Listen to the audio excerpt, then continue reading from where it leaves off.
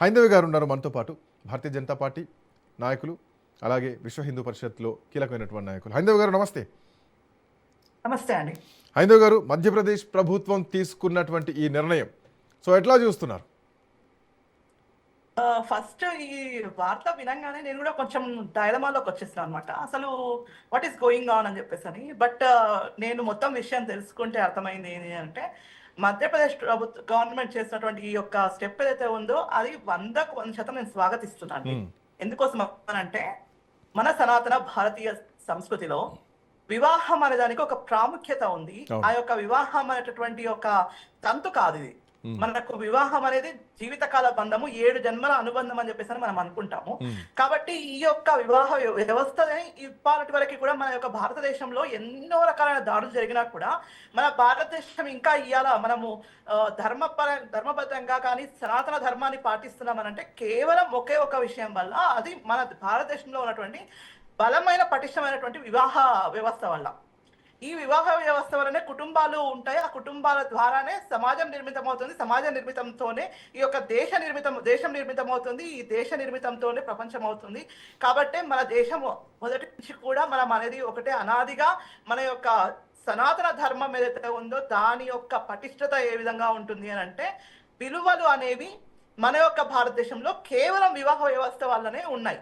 అయితే ఈ విషయంలో రీసెంట్ గా ఉన్నటువంటి కొన్ని సందర్భాలలో మేము చెప్పినటువంటి విషయం ఏంటి అని అంటే, బడి ఓడి గుడి, ఈ మూడింటిపైన దాడి చేసి ఈ యొక్క భారతదేశంలో ఉన్నటువంటి మన యొక్క భారతీయులందరినీ కూడా, ఎవరైతే ధర్మాన్ని పాటిస్తున్నారో, ఎవరైతే సనాతనులుగా ఉన్నారో వాళ్ళందరినీ కూడా ఇవాళ అన్యమతస్థం వైపు లేకపోతే పాశ్చాత్య పోకడల వైపు పంపించి తీసుకురావాలి అన్న ప్రయత్నం జరుగుతుంది.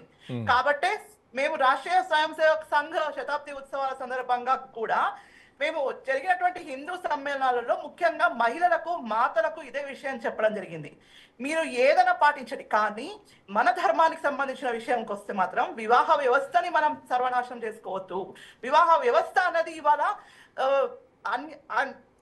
లైక్ వీళ్ళే ఏదైతే దానికి ఏదైనా పేరు పెట్టండి, లివింగ్ రిలేషన్షిప్ అంటారా, లేకపోతే సహజీవనం అంటారా, లేకపోతే కో లివింగ్ అంటారా, లేకపోతే వాస్తవానికి హైందవి గారు, వాస్తవానికి ఈ సహజీవనం అనేది భారతదేశ వ్యవస్థలో లేదు.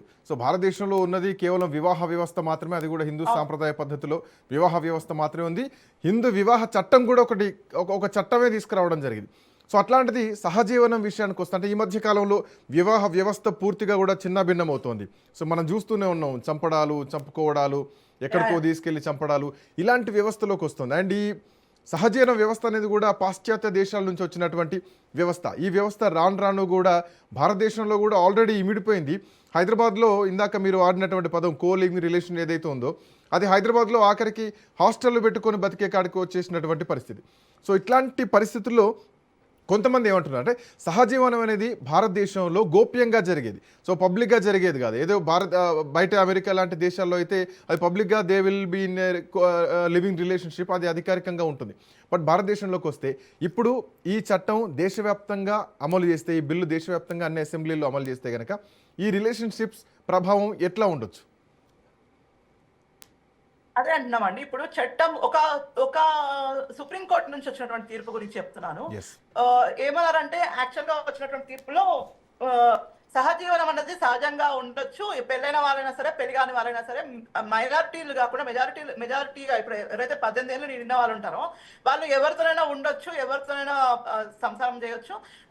చివరికి తను పుట్టిన అంటే ఎవరితోనా బిడ్డ పుట్టినా సరే, పెళ్ళైన మహిళ అయితే తండ్రి మాత్రం ఆ పెళ్లి చేస్తున్నటువంటి వాళ్ళ యొక్క భర్త ఎవరైతే ఉంటారో ఆయన్నే బాధ్యత వహించాలి అని చెప్పేసి ఒక కోర్టు తెప్పించింది. అదే విధంగా ఈ యొక్క రిలేషన్షిప్ ఏదైతే ఉందో అది రాంగ్ కాదు, మీకు అన్ని రకాలైనటువంటి అర్హతలు ఉన్నాయి, మీరు ఎవరితోనైనా ఉండొచ్చు, పెళ్ళైనా పెళ్లి కాకపోయినా మీరు ఎంతమందినైనా మెయింటైన్ చేయవచ్చు అన్న ధోరణిలో ఇంకొక కోర్టు తీర్పునిచ్చింది. అంటే ఈ విధంగా మనము సమాజంలో ఉన్నటువంటి వ్యక్తులను చివరకరకు మన న్యాయస్థానాలు తప్పుతో పట్టిస్తుంటే ఉన్నటువంటి ప్రజలు ఎక్కడ పోతారండి? వెళ్ళేది న్యాయం కోసం న్యాయస్థానాల దగ్గరికి పోతాం కదా మనము.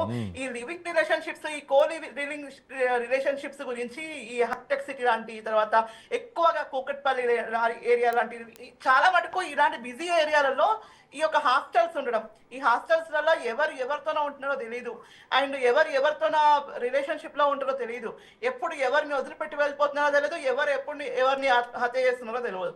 దాంతో పాటు మన యొక్క హైదరాబాద్ పరిస్థితి ఘోరంగా అయిపోయింది. ఎయిడ్స్ లో ఫస్ట్ లో ఉన్నామంట మనం. మరి ఇట్లాంటి పరిస్థితులను మనం ఆపుకోవాలి అంటే ఖచ్చితంగా ఇది కేవలం ఒక రాష్ట్రానికి పరిమితం చేయాల్సినటువంటి విషయం కాదు. ఇది ఎప్పుడైతే మనకు న్యాయస్థాన పరంగా ఎవరైనా సరే, పెళ్ళైన వాళ్ళైనా పెళ్లి కాని వాళ్ళైనా సరే అక్రమ సంబంధాలు పెట్టుకోవచ్చు, వాళ్ళకు చట్టరీత్యా అది మేము దానికి ఫ్రీడమ్ ఇస్తున్నామని చెప్పేసి అని చెప్పిన తర్వాత ఇవన్నీ పెరిగినాయి. అసలుకి ఈ మధ్య కాలంలో మహిళలు చేసినటువంటి హత్యలు కానివ్వండి, భర్తలను హత్యలు చేయడము ప్రియుడి కోసం అని చెప్పేసి అని, భార్యల్ని హత్య చేయడం ప్రియురాల కోసం అని చెప్పి, లేదు అని అంటే అక్రమ సంబంధాలు పెట్టుకున్నటువంటి వాళ్ళు కుటుంబాలను నాశనం చేయడము మొన్న జరిగిన సంఘటన ఇది షాబాద్ లో జరిగిన సంఘటన కూడా దీనికి ఉదాహరణనే.